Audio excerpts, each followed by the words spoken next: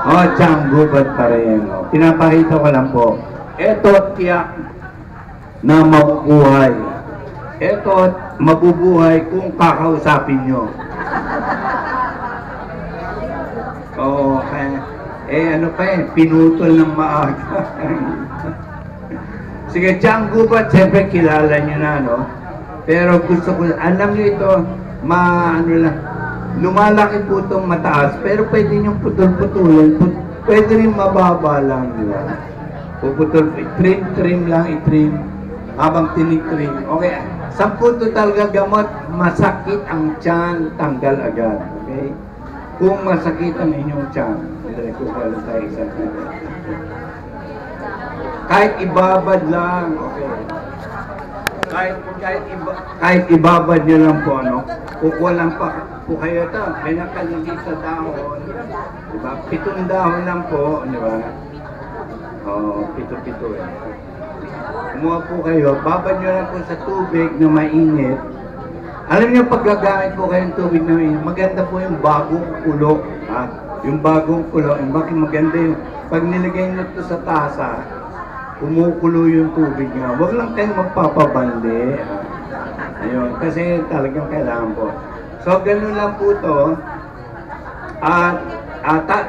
Kahit hindi na po takban. 15 minutos sa 15 minutos. Alam ko, ang kirot ng tiyan. Ang kirot na, ang tagal naman ng 15 minutos, kainin nyo na lang. Hindi, kung talagang kirot na kirot. Neutral, hindi. May konting pahit ba? May konti, pero hindi mapahit ng pahit. Parang ano yun. Hindi po siya asiwa. Hindi asiwa. Mamaya tikman yung gusto nyo. Okay, so, unang-unang gamit po, sakit ng tiyan, di ba? Pangalawang gamit, pag nagtatae. Yan.